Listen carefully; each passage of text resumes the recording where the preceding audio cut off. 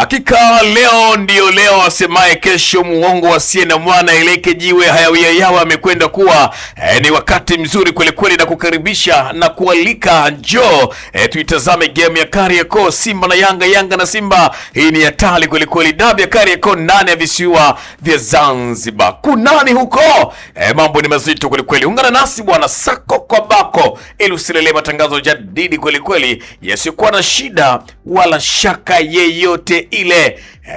Mambo yako njema kweli kweli. Ungana nasi kwenye uchambuzi, tutakutangazia pia dakika zote 90. Sisi ndio sisi, tuko tayari kukuhabarisha. Niko hapa mchambuzi wa dhamu Katalambula Yusufu. Mzee wa mambo vipi? Kwa vizuri bro? Ya, nipo vizuri. Uzima upo na hulalamiki? Kabisa. Ni jambo la kumshukuru Mungu kweli kweli. Yep. Ile siku ya deni ndio leo. Ukisikia siku ama usiku wa deni uchelewi kukucha, ndio umeshakucha. Ndio. Na hii ndio siku ya deni na huu ndio muda wa deni. Ndio umefika hapo. Yes. Bwana, kabla tujatazama vikosi vya timu zote mbili kwa maana ya Simba na Young Africans, tujaribu kutazama pia kwako binafsi ukiutazama vizuri baada ya maneno mengi kuzungumzwa. Huu ni mchezo ambao umeteka hisia za namna gani kwa wanasoka, lakini pia kwa ujumla nini hasa ambacho tunakitarajia kwenye mchezo mkubwa wenye hadhi ya nyota tano kwenye ardhi ya Tanzania, Simba dhidi ya Yanga?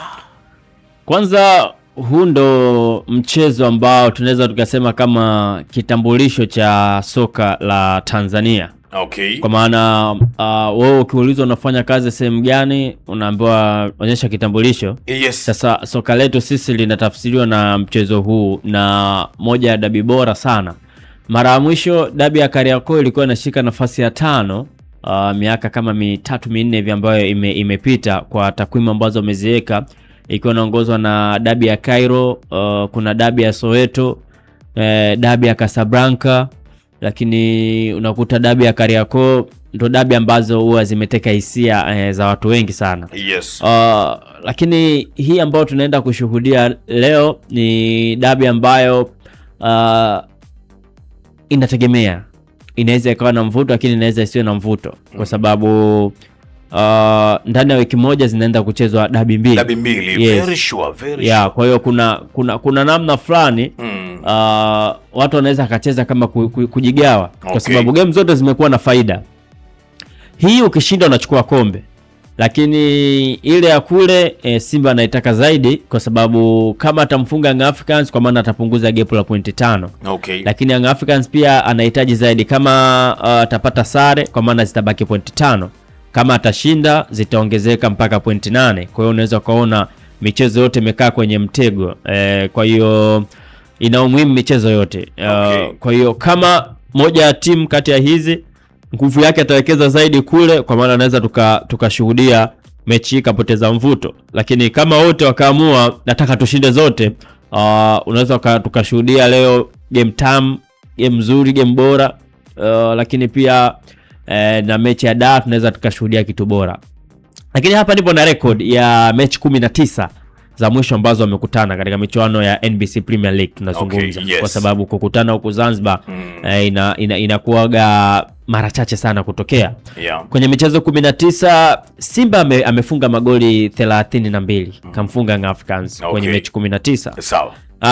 Lakini Young Africans yeye amefunga magoli 44 dhidi ya Simba. Okay. Lakini Simba magoli ambayo wamefungwa, kwa maana magoli 32 ni magoli ambayo Simba ameshinda. Sawa. Mbele ya Young Africans. Sawa. Na Young Africans magoli 44 ni magoli ambayo yeye ameshinda dhidi ya Simba. Lakini magoli ambayo Simba amefungwa ni magoli 28. Wakati Young Africans amefunga magoli 39. Okay. Kwa maana hapa tunaenda kuangalia sasa magoli ambayo penalty ambazo Simba waliwahi kuzipata mbele ya Young Africans. Simba amenufaika kwa penalty 2, lakini Young Africans amepata penalty 5 kwa nyakati ambazo wao wamekutana. Kwa hiyo unaweza ukaona kwamba ni mchezo ambao umekuwa na attention kubwa sana. Ni mchezo ambao unamhitaji muamuzi wa leo awe makini sana kutokana na kile ambacho kimezungumzwa. Nadhani hata wewe umepata hiyo taarifa kwamba watu wanamnasibisha yes, muamuzi na upande mmoja kati ya timu hizi mbili. Kabisa. Yes, kwa maana upande gani? Taarifa za kutoka kwa baadhi ya wanachama wa klabu ya Wekundu wa Msimbazi Simba kama Kisugu na wenzie wanasema mwamuzi wa leo huyu ambaye anapuliza kipenga bwana yule ni mwanachama wa klabu ya Yanga kwa mujibu wa video zinazoendea mtandaoni. Okay. Anasema na anajua vizuri ni mwanachama wa tawi, ametaja ditawi. Sasa kule Zanzibar. Sasa mbako najiuliza imekaje, ni kweli ama ndio kurukaruka kwa maharage, ama ameshachungulia kaona hapa kuna shida, watu tutafute sababu ama mlango wa kutokea, ili ikitokea la kutokea ionekane kwamba sisi tulijitahidi. Akipigwa anasema ukweli. Ukimkamata vizuri ukamhoji, yes, anaweza akakwambia ukweli. Ama tunaweza tukataka tena vithibitisho kama rais wa hapa Ndabayankata naye inabidi atoe vithibitisho kile ambacho amekizungumza. Tuachie mashabiki wana haki ya kuzungumza kile ambacho wao wanakiona sahihi, lakini sisi tukibaki kwenye kuangalia ni mchezo aina gani, bado ni mchezo mgumu. Haijarishi mwamuzi ana mapenzi na timu gani, lakini sisi tunaenda kuangalia zile dakika 90 ataziendesha vipi, kwa sababu ukienda barani Ulaya waamuzi wengi wanajulikana timu zao. Kuna mwamuzi mmoja ni shabiki wa Liverpool, jina lake limetoka, lakini ukienda kuangalia mara nyingi sana yeye amekuwa akiumiza Liverpool licha kuwa ni shabiki wa Liverpool. Yani kwa maana kuna wale makosa ambayo ya kibinadamu huwa yanatokea. Wenzetu na VAR, lakini kuna ile ambayo inaongozwa na web huwa anakujaga kutoa taarifa kwamba kuna tukio fulani limetafsiriwa tofauti, kwa hiyo wanakuja kuomba radhi. Waliomba radhi ya Arsenal dhidi ya Newcastle United, mpira ambao ulitoka nje kaenda kuzalisha goli na kadhalika. Kwa hiyo ukiangalia unaweza ukaona kwamba waamuzi wanaweza kapigiwa kelele, lakini bado wakawa wanachezesha fair. Kwa hiyo kila mtu anatamani kizuri kiwe upande wake. Okay. Yes. Kwa hiyo ni hivyo. Bwana, hivyo ndivyo ambavyo tunautazama vizuri kweli na kuchambua mchezo wa Simba dhidi ya Yanga, Yanga dhidi ya Simba. Hayawi yamekwenda kuwa Siena Mwana haeleke jiwe, ndio hivyo tena. Tunasubiri 90 dakika zitakuja kuamua nani ni nani. Tunaachana na yale mambo kwamba huyu sijui vipi yule vipi. 90 dakika zitakuja na majibu. Na Katalambula Yusuf tupitishe sasa kwenye vikosi vya timu zote mbili ili tuweze kuona nani majina yake yakitajwa unaweza kashtuka kwa yes. Bwana, huyu mtu mbona anatisha kweli, hili timu hili linaweza kwenda kufanya makubwa kweli kwenye mchezo tajwa. Simba wameenda na full squad. Yes. Kwa maana wachezaji wote wameenda. Okay. Hadi Jonathan Soa yupo. Licha kuwa hajacheza mchezo wote na hakuna hata picha yake ambayo tumeiona labda akiwa jukwani akifanya mazoezi, lakini meneja wa habari na mawasiliano kwa maana Ahmed Ally amesema kwamba mchezaji ambaye amebaki ni wachezaji ambao wapo kwenye majeraha. Kwa maana hapo namzungumzia Kamara, Yakubu Suleiman, Wilson Nangu, lakini pia Abdurazaki Hamza ndio wachezaji ambao wameachwa, lakini the rest wote wameenda nao visiwani Zanzibar. Kwa hiyo kikosi ambacho mimi naamini mwalimu akianza nacho kinaweza kikampa matokeo yaliokuwa mazuri. Golini Mamadou Tenja Kasari ndio goalkeeper namba 1. Kwa maana Hussein Abel anaenda kupumzika. Ingawa yeye ndio kipa mwenye clean sheet 2, atahitaji leo kama ataanza Djigui Diarra basi Simba apate goli ili aweze kuwa kipa mwenye clean sheet nyingi na pengine labda kuwa kipa bora wa michuano hata kama hakuanza yeye. Kwa hiyo golini Mamadou Tenja Kasari, kulia Shomari Kapombe, kushoto Nixon Kibabage, kwa maana anaenda kubadilika. Tumezoea kumuona Duchu pamoja na Anthony Mligo, lakini kati 4 na 5 Rushin Derek pamoja na Ismail Tule. Mara zote ndo kimekuwa kikosi hicho eneo lao la ulinzi wanaanza hivyo. Lakini tumeona kocha Steve Barker akicheza na timu za madaraja ya kawaida huwa anatumia 4-3-3, lakini akicheza na timu ambazo zina uzani mzito kidogo anatumia 4-2-3-1, kwa maana anaingia na double pivot ya Yusuf Kagoma na Alassane Maodo Kante. Ukiangalia kwa mchezo huu hivi ndivyo ambavyo namuona mwalimu akiingia hivyo, kwa maana ni Yusuf Kagoma na Alassane Maodo Kante. Okay. Lakini viungo washambuliaji kwa maana watatu wa juu, kulia Libase Gie, kushoto mwalimu anaingia na Anicet Oura, alafu namba 10 Clatous Chota Chama, Triple C Mwamba wa Lusaka, alafu namba 9 Suleiman Mwalimu. Hivi ndivyo Mwalimu ambavyo anaweza akaingia, lakini kwa huu muda mchache ambao umebaki mpaka kufika katika game tunahitaji pia ripoti pia kutoka kwa daktari baada ya warm up. Vipi kwenye hawa wachezaji wamekaa sawa na kadhalika, mabadiliko yanaweza kufanyika kutoka hapo. Lakini mpaka sasa taarifa ambazo tupo nazo, wote wapo vizuri na wote wamejiandaa kwa ajili ya mchezo. Yes. Tukihesabu masaa imebaki machache kuelekea katika huo mchezo. Kwa hiyo kwangu mimi naona Simba wanaweza kaingia hivyo na kikosi kikawa bora, pengine labda kikawa na matokeo bora sana upande wao. Bala sawa, tutazame pia Young Africans pale kunani.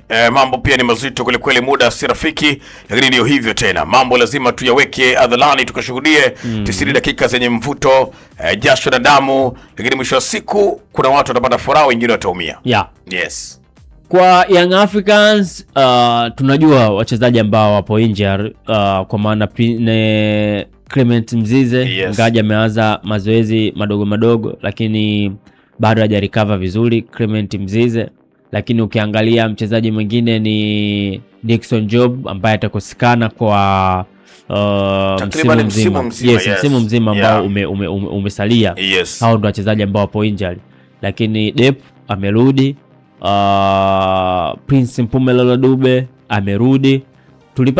Nilipata taarifa, ingawaje bado tulivyofanya mawasiliano na baadhi ya viongozi wa Young Africans wakisema kwamba watatoa taarifa kamili hapo baadaye. Kwa hiyo kuhusiana na Mudathir Yahya Bas, taarifa za mwanzo zilieleza kwamba amepata maumivu kidogo, anaweza akakosekana. Yeah. Lakini bado hawajatuthibitishia kwa 100% mpaka hivi sasa. Okay. Amesha recover ama la. Kwa hiyo kama Mudathir Yahya atakuwa bado hajarecover, bado Young Africans wana wachezaji ambao wanaweza wakadabo vizuri na Simba kwenye eneo la kiungo, kwa sababu double pivot ya Simba ina Yusuf Kagoma na Alassane Maodo Kante. Hao wote ni wachezaji ambao kiasili wana uwezo wa kukaba, ingawaje Alassane Maodo Kante ni box to box midfield.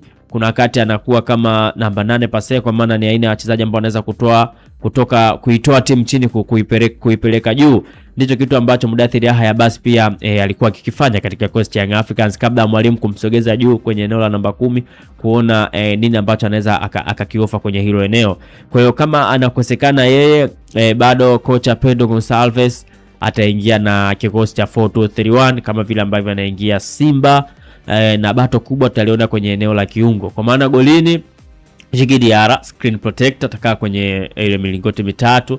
Lakini upande wa kulia namuona zaidi mwalimu akiingia na Yao Kwasi Atuhura, amekuwa bora sana, lakini amekuwa mchezaji ambaye ana balance nzuri kwenda kushambulia lakini pia kuzuia. Kwa hiyo kwangu ataanza yeye kwenye upande wa kulia, na kwenye upande wa kushoto Mohamed Hussein Zimbwe, baba malaika huyu, amekuwa akifanya bora sana kwenye hilo eneo. Kwa hiyo atakaa kwenye eneo la kushoto.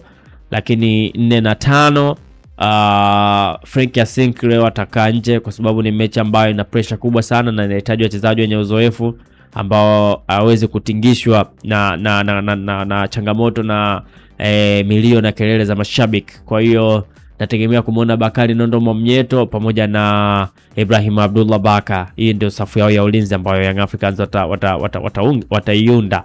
Lakini kwenye double pivot, kwa maana namuona Mohamed Damaro Kamara kwenye eneo la namba 6, alafu Yes, Duka Buya kwenye eneo la box to box midfield, kwa maana double pivot. Okay. Kwa maana 6 na 8 watakaa hivyo. Lakini viungo washambuliaji kule juu, kulia namuona Alan Okello. Yeah. Kushoto mwalimu anaweza akaingia na Prince Mpumelelo Dube, alafu kwenye eneo la namba 10 mwalimu anaweza kaingia na Pacome Peodo Zuzwa, alafu eneo la namba 9 akacheza Dep. Kwa hiyo hii inakuwa inamsaidia kama akiamua kubadilika, kwa sababu tunajua mfumo wake mama ni 4-4-2, lakini tangu kuja kwa Molin tumeona kuna muda ana switch kwenda 4-2-3-1. Kwa hiyo winga kama ataanza Prince Dube, kwa maana kama mambo yakienda tofauti, akitaka kuhama kwenye 4-2-3-1 na kwenda kwenye 4-4-2, yes, basi Dube na Depo watasimama pale juu, kwa maana watatengeneza ile shape ya washambuliaji wawili, alafu hawa wawili ambao wamebaki, kwa maana Pacome pamoja na Alan Okello watadrop chini, wataungana na kina double pivot ambao ipo hapo, kwa maana Kamara, Damaro pamoja na Duke Abuya, kwa wanatengeneza mstari wa wachezaji wanne, nyuma safu ya walinzi wanne, kuona kwa 4-4-2.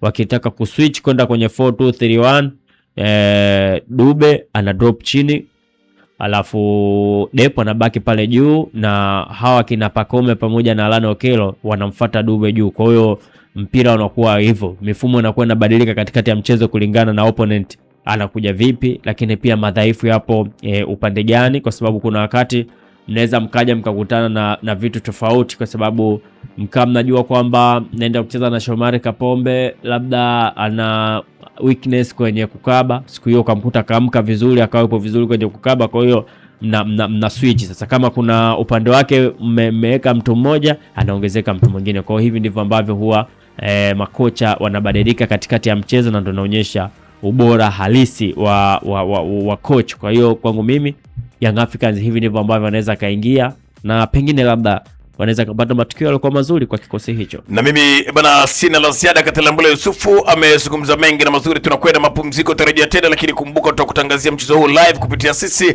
Usiondoke bwana, bado kweli kweli, mambo ndio kwanza yanaanza kukucha. Tukutane tena muda na wakati mwingine, toshe kusema wailalika